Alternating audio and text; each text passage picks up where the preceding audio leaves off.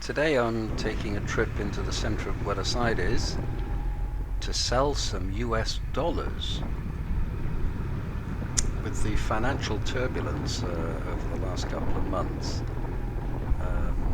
it's been always a safe bet to have US dollars, and a lot of people were speculating that after the elections the dollar would shoot up to somewhere in the region of 72 or 75 or something like that, pesos that is. But anyway, it didn't happen, and so I'm going into the heart of the financial district of Buenos Aires to sell some dollars, to get some cash, basically, because we don't feel as if the dollar is going to get any higher. Anyway, here I am on the bike. I'm not going particularly fast because I want to really show what the drive is like. This road here is known as Buenos, and is the main motorway, if you like, into Buenos Aires itself. And it goes past the city airport, known as George Newbery in English, and it's usually very busy indeed. Well, it's not very busy today, but it is very hot, and unusually hot actually for the middle of November. We usually get this kind of heat in the middle of December, and tomorrow it's forecast to be about 36 Celsius, which must be about what? The upper 80s, early 90s Fahrenheit in old money. Anyway, it is rather fun coming down this particular motorway, and it's been improved vastly since I first rode down it, and I think it's safer, generally speaking. And what happens is it eventually takes us to a very wide avenue called the 9 de Julio, which I've heard is the widest avenue in the world, in fact. About, I don't know, 7 or 8 lanes in each direction. And driving in other countries, I was always told that you're not allowed to overtake in the slow lane. And obviously here the fast lane is the one on the left, but it seems like anything goes. You can overtake, undertake, go into any lane you feel like, really. And since everybody else does it, and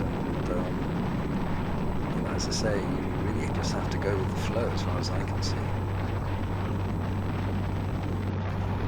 Only yesterday I realized that on a GoPro, well, on the Hero 5 Black anyway, you can superimpose the speedometer gauge, which also includes direction of travel. So as you can see, we're going in a southeasterly direction, following the coast of the River Plate, down from the northern suburbs. And there are plenty of bikes around. It's not too busy. The airport there is on the left. It used to take a lot of international flights, but those have now moved over to the international airport at Ezeiza, which is about 35-40 miles away in the southwest. Very busy airport, and one that I've been into and out of in the last 15 years, about, I would say, on 40 occasions at least. And coming up shortly is an exit called Sarmiento, and everybody gets, well, most people tend to get off at that. And so what happens, all the traffic sort of bunches up trying to get off at that exit. I think a lot of people get off at that exit to avoid the toll booths, which can be quite expensive. So they get off at that and continue to their destination. Well, it's only 25 pesos, but that's what, I don't know, 50 US cents perhaps. But you know, every little counts nowadays, especially in this economy, which is not doing too well at the moment, I'm afraid. Anyway, I prefer it once we've gone past that and we get to this bit here, just approaching the toll booths. And what I usually do is keep some paper money, because you can't use a credit card here. You have to pay manually, or if you've got one of those special cards that gets recognized as you go through. But anyway, I've got a paper clip on the handlebars, so I fold up all the notes into their denominations, like 5, 10, 20, 50 or whatever, and it means it's really quick, so I don't have to go rummaging around in my pockets for change and stuff like that. Although I must admit, the other motorists are pretty good when it comes to bikes. They don't start beeping their horns or anything like that, because I think they realize that, you know, being on a bike, it's not the easiest thing to, if you have to take your gloves off and, you know, you have to put the bike in neutral, etc., etc. So it's a bit of a performance, but I try to make it as painless as possible if I can.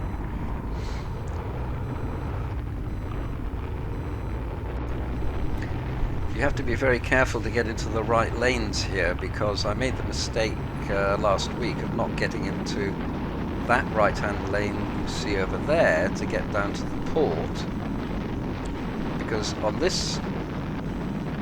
these lanes here it takes you directly to Nueva de Julio, and on that particular occasion I needed to get somewhere in the center, only to find that it was completely blocked off by protests, as they call them here, manifestations, which is something that they do on a frequent basis. So, you know, you have to keep your eyes peeled. Now, I'm going fairly slowly here to show you this, what can only be described as a shanty town, which surrounds this area known as Retiro. And for donkey's years, people have been building homes. They've just been sprouting up all over the place. I don't know whether I believe it's government land, but it's just been allowed to continue. As you can see, the buildings are almost on top of the motorway itself. But it's a fact of life. You know, these people are here to stay. They come from all sorts of different backgrounds, even different countries. But what the various local governments have decided to do is make do with it and try and improve their living standards, basically, and actually building them new homes. What can you do? You know, you can't knock them down and send them somewhere else. It just wouldn't be feasible. At the moment, we're now approaching the Nueva de Julio Avenue, as I just mentioned, and I'm rather surprised by the traffic. Actually, it's fairly light considering, and I try to position myself as best I can to get in front of all the traffic. But I decided to hang around by the side of this truck because it was nice and shady. Anything actually to get out of the sunlight, because it really is quite roasting. But the traffic moves, and if there's one thing I've learned about driving in Buenos Aires is it moves, it keeps moving, and it's very fluid. And some of my driving habits may seem rather odd to, let's say, driving in the UK. There are certain things that I do that I would never get away with in the United Kingdom, or possibly some other countries. But as I said before in other videos, you know, when in Rome, do as the Romans do. I'm afraid it's the only way to carry on. I'm not suggesting going through red lights or that kind of thing, which a lot of the motorcycle couriers do here. But yeah, it's you really do have to keep on the move, and there are lots of unwritten rules, really. Well, filtering is not illegal, yeah, as you can see from what I'm doing right now. It's just the way it is. I don't mind it at all. I like it because you keep moving.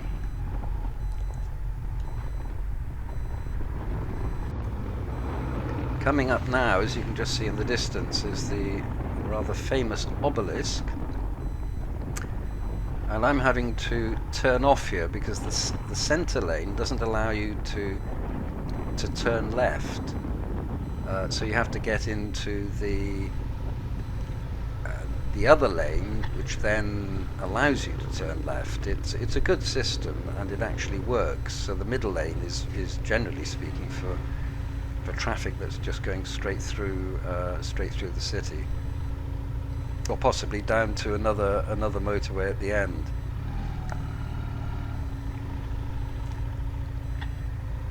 As you can also see, those trees with the lovely blue flowers are known as jacarandas, and at this time of the year they're all in bloom. If my voice sounds a bit strange, that's because I've got a bit of a heavy cold at the moment. I'm trying to think of a caption that would work with these two chaps getting in the taxi, but for the life of me I can't think of one just at the moment.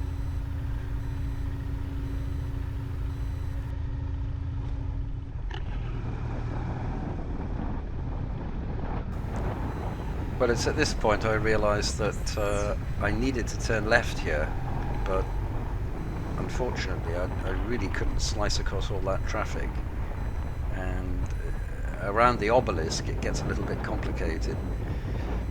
So I needed to carry on and go double back on myself, turn right here.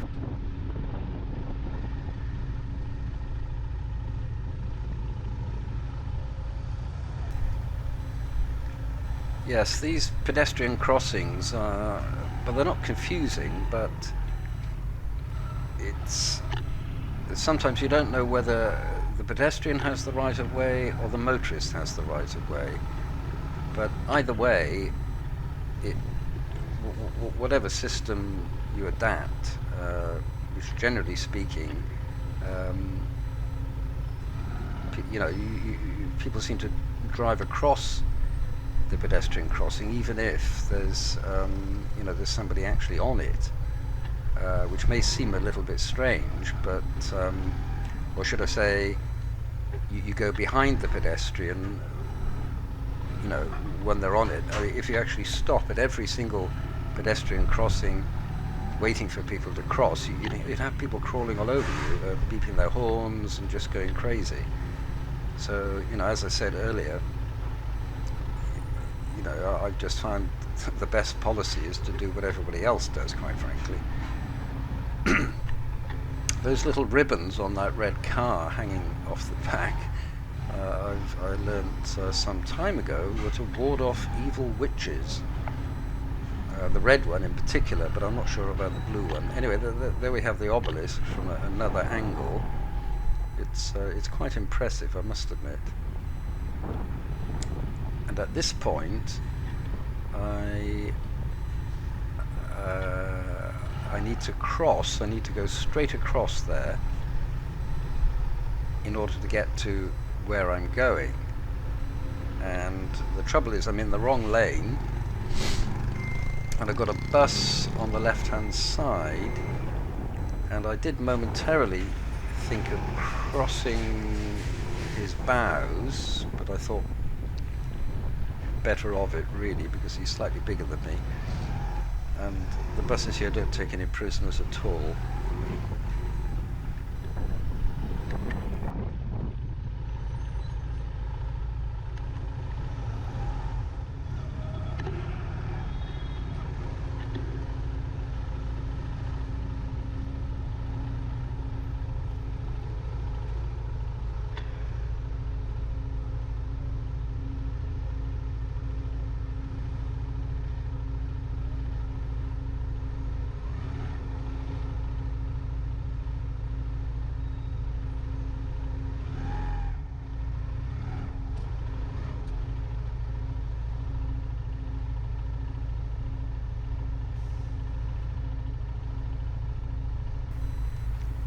Those little electric scooters are everywhere now.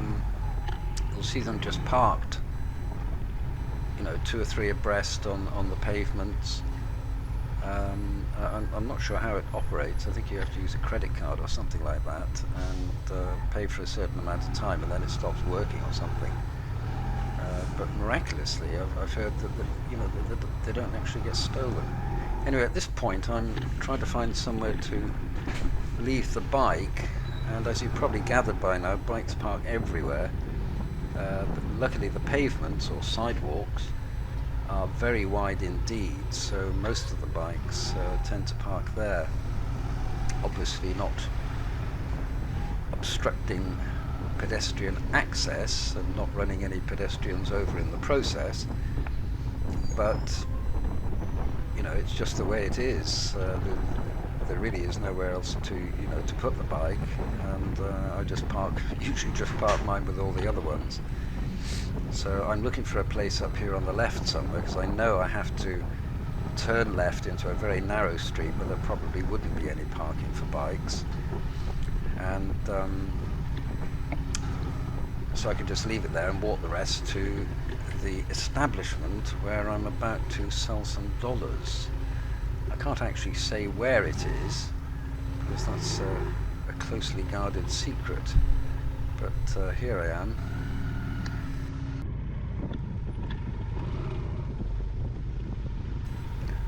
Well, I sold my dollars and managed to get a reasonable price, which was just as well, because about half an hour afterwards, the dollar versus the peso actually fell, so I wouldn't have made as much if I'd left it another hour or so. That's just how crazy it is in this country. It's speculation, speculation, speculation, and if you have dollars, well, you know, you always keep a certain amount if you can, but when the time is right, sell them and get pesos. When I first came here, 10 or 15 years ago, the peso was something in the region of, the dollar was something in the region of about 3 pesos. And now when you think about it, at somewhere in the region of 66, that gives you some idea of the kind of devaluation that's taken place in the country over that period of time. In fact, only about 2 years ago, it was somewhere in the region of 30 pesos to the dollar. So it's very turbulent, and it's a mystery to me how everything just carries on seemingly as normal, yet the economy is a basket case. There really is no other way to describe it. And 4 years of a president called Mauricio Macri, who was market orientated, not populist, not isolationist, reaching out to all the international communities, yet he couldn't fix it. In fact, he made some terrible mistakes. Went to the IMF and secured a massive loan, somewhere in the region of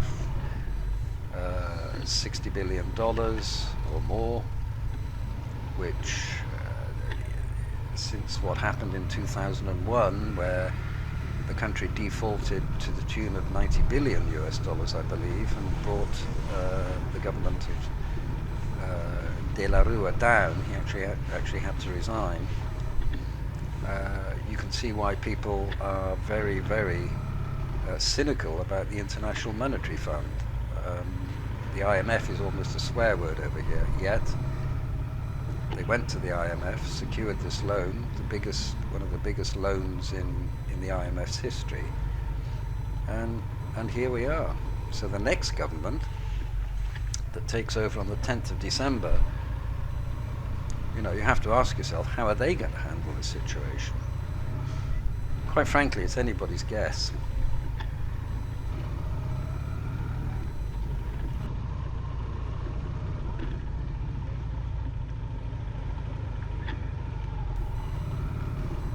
Well, back to the streets of Buenos Aires.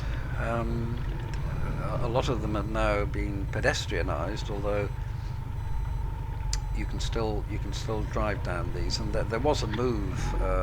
Well, there have been several moves to ban motorbikes in the centre of Buenos Aires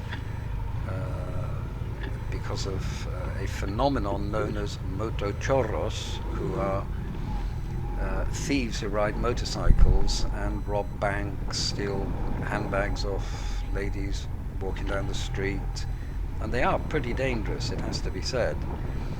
And they then introduced on several occasions laws that all motorcyclists should have the registration number of their bike illustrated in large letters on their helmets, and a fluorescent biker's vest, also with the registration stamped on the back, which is absolutely bizarre, I have to say, and I refuse to do it, as do most motorcyclists.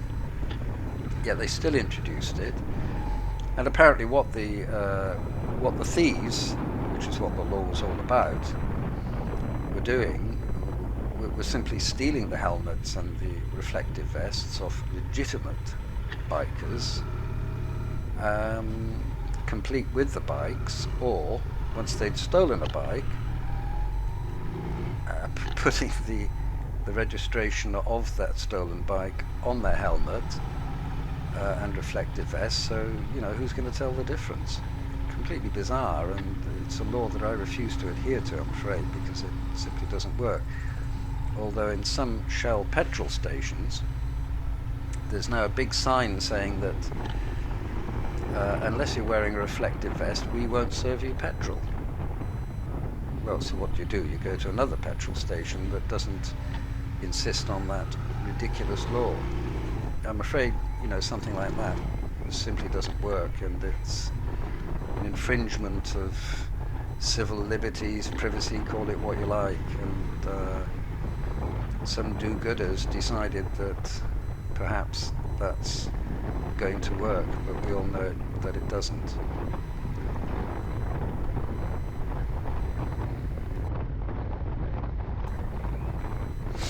Compared to most big cities, Buenos Aires is really, really easy to actually get out of. Since they've improved this huge avenue, Nuevo de Julio, by putting the bus lanes right down the centre, you can get from one end of it to the other in a matter of minutes, and of course it's much easier on the motorbike. So here I'm heading towards the motorway that we came down to actually come here in the first place, and as you can see, the traffic's flowing remarkably quickly. I have to say, we're very lucky that there aren't any protests today, because that changes everything, because the protesters close all the roads, so you can't get past. There are diversions everywhere. The police don't act and open the roads, which you would have thought that blocking a highway would be an illegal act, but I'm afraid over here it doesn't appear to be so. But anyway, today we're lucky, and as you can see, the jacarandas are out, lovely palm trees everywhere. It's another very hot day, and we're heading to that motorway called Lugones and back through Villa 31, which is Villa 31, which is the shanty town we drove past earlier on.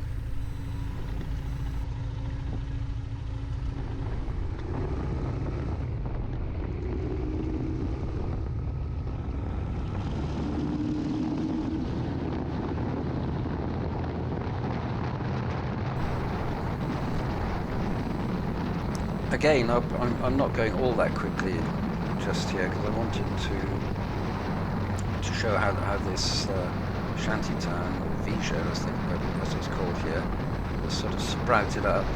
That chap on the left was really herring along. Anyway, on the right is, you can't see it, but is the main railway station, Retiro. And on the right and the left, you know, you can see these rather rudimentary dwellings. And coming up here, you can also see some of the brand new houses that the local government has built for people who can't afford any of the housing. So really it's a question of living, you know, cheek by jowl. One minute you're in one of the wealthiest areas of Buenos Aires with flats or apartments worth millions and millions of dollars, and you know, a few yards away you're living or looking at, you know, one of the poorest neighborhoods in the city. It's quite a contrast, I can tell you.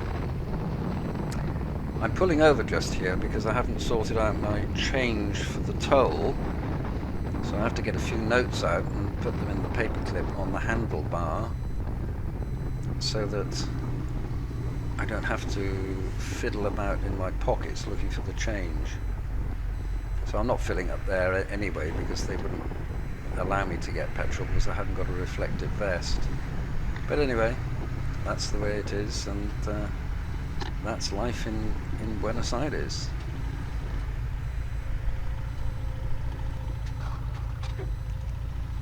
I hardly ever drive a car in Buenos Aires anymore, much preferring to ride around on my bike. It's just so much faster. Anyway, until the next time, thanks for watching.